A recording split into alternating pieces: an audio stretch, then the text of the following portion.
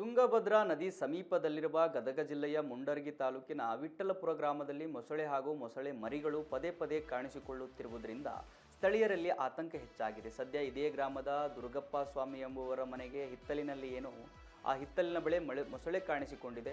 ಇದನ್ನು ನೋಡಿದ ಸ್ಥಳೀಯರು ಕೂಗಾಡುತ್ತಿದ್ದಂತೆ ದೊಡ್ಡ ಮೊಸಳೆ ಅಲ್ಲಿಂದ ತಪ್ಪಿಸಿಕೊಂಡಿದೆ. ಆದರೆ ಒಂದು ಮೊಸಳೆ ಮರಿಯನ್ನು ಸ್ಥಳೀಯರು ಸೆರೆ ಹಿಡಿದಿದ್ದಾರೆ.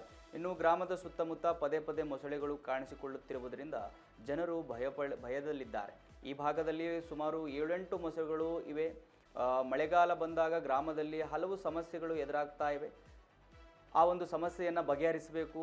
ಆ ಒಂದು ಸಮಸ್ಯೆಯಿಂದ ಜನರಿಗೆ ಆತಂಕ ವ್ಯಕ್ತವಾಗ್ತಾ ಇದೆ ಅಂತ ಹೇಳಿ ಅಲ್ಲಿ ಬಹಳ ಚರ್ಚೆ ಆಗ್ತಾ ಇದೆ. ನೀವು ದೃಶ್ಯದಲ್ಲಿ ಗಮನಿಸ್ತಾ ಇದ್ದೀರಿ. ಮೊಸಳೆ ಮರಿಯನ್ನು ಸ್ಥಳೀಯರು ಹಿಡಿದಿದ್ದಾರೆ. ಜನರಿಗೆ ಬೇರೆ ಕಡೆ ಸ್ಥಳಾಂತರಿಸಬೇಕು ಅಂತಲೂ ಕೂಡ ಅಲ್ಲಿ ಭಾರಿ ಚರ್ಚೆ ಆಗ್ತಾ ಇದೆ. ನೋಡಿ, ಮಳೆಗಾಲ ಬಂತಂದರೆ ಸಾಕು, ಈಗ ಹಲವು ಸಮಸ್ಯೆಗಳು ಅಲ್ಲಿ ಎದುರಾಗ್ತಾ ಇದ್ದಾವೆ. ಸರೀಸೃಪಗಳ ಕಟಾವು ಹೆಚ್ಚಾಗಿದ್ದು ಮನೆಯಲ್ಲಿ ತೇವಾಂಶದಿಂದ ಅನಾರೋಗ್ಯದ ಸಮಸ್ಯೆಗಳು ಕೂಡ ಅಲ್ಲಿ ಕಾಡ್ತಾ ಇದ್ದಾವೆ. ಸ್ಥಳೀಯರಲ್ಲಿ ಅದು ಕೂಡ ಆತಂಕ ವ್ಯಕ್ತವಾಗ್ತಾ ಇದೆ. ಅಲ್ಲಿಗೆ ಅವರಿಗೆ ಸೂಕ್ತವಾದ ಸ್ಥಳಕ್ಕೆ ಸ್ಥಳಾಂತರ ಮಾಡಬೇಕು ಅಂತ ಹೇಳಿ ಬಹಳ ಚರ್ಚೆ ಆಗ್ತಾ ಇದೆ.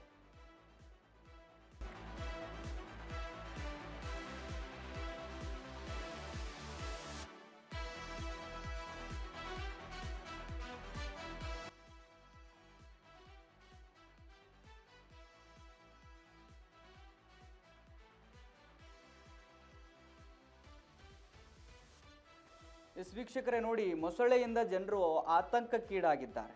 ತುಂಗಭದ್ರಾ ನದಿ ಸಮೀಪದಲ್ಲಿರುವ ಗದಗ ಜಿಲ್ಲೆಯ ಮುಂಡರಗಿ ತಾಲೂಕಿನ ವಿಠ್ಠಲಪುರ ಅನ್ನುವ ಗ್ರಾಮದಲ್ಲಿ ಮೊಸಳೆ ಮತ್ತು ಮೊಸಳೆ ಮರಿಗಳು ಪದೇ ಪದೇ ಕಾಣಿಸ್ಕೊಳ್ತಾ ಇದ್ದಾವಂತೆ.